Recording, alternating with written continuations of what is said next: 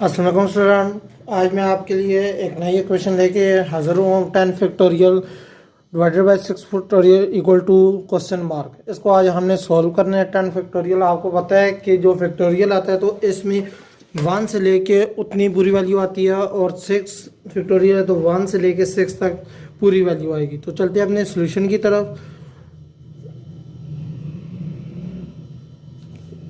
10 factorial by 6 factorial factorial है बच्चों। तो फैक्टोरियल का मैंने आपको पहले बता दिया कि 10 से लेके 1 तक चलेगा और 6 से लेके 1 तक चलेगा।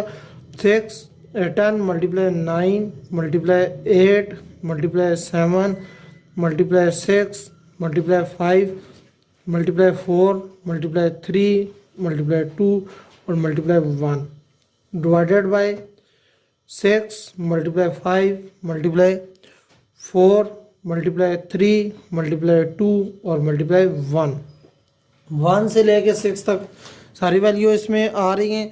तो ये सारी ऊपर वैल्यू से काट जाएंगी। पीछे हमारे पास जो वैल्यू रहेगी है 10 मल्टीप्लाई 9 मल्टीप्लाई 8 और मल्टीप्लाई 7।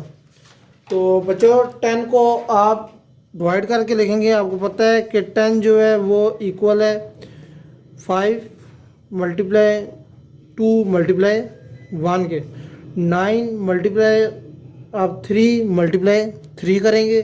अब इसी तरह 8 है, 8 इक्वल है 2 मल्टीप्लाई 2 मल्टीप्लाई 2 और 7 है तो 7 मल्टीप्लाई 1। बच्चों हमने इसका जो आंसर निकालना है वो आंसर हमने फैक्टोरियल में निकालना है, तो इसलिए हम इसको इस तरह हल करें। अगर हमने सिंपल वैल्यू में निकालना होता तो इन चारों का आपस में मल्टीप्लाई करते तो आंसर निकाल देते, लेकिन हमने इसका आंसर जो है वो फैक्टोरियल में निकालना है। तो हम अब इसको लिखेंगे। 10 की जगह आप 5 मल्टीप्लाई 2 मल्टीप्लाई 1 लिख देंगे। आगे बच्चों 9 है तो 3 मल्टीप्लाई 3 लिख देंगे। उससे आगे 8 है तो 8 की जगह 2 मल्टीप्लाई 2 लिख देंगे।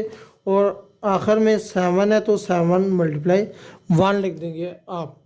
तो आप लोगों को बच्चों नज़र आ रहा है कि 1 एक दफ़ा आ रहा है तो उसको 1 हम लिख लेते हैं। 2 आपका आ रहा है तो मल्टीप्लाई 2 लिख लेते हैं। 3 आपका आ रहा है इसके बाद तो हम 3 लिख देते हैं। और उसके बाद बच्चों 2 मल्टीप्लाई 2 4 हो जाता है तो इसकी जगह हम 4 लिख देते हैं। 5 मल्टीप्लाई 1 तो आपका 5 भी आ गए। और ये जो 3 हमने पहले काट दिए 3 मल्टीप्लाई 2 ये दोनों आपस में इकट्ठे हो गए हैं तो ये आ जाएगा 6 और 7 मल्टीप्लाई 7।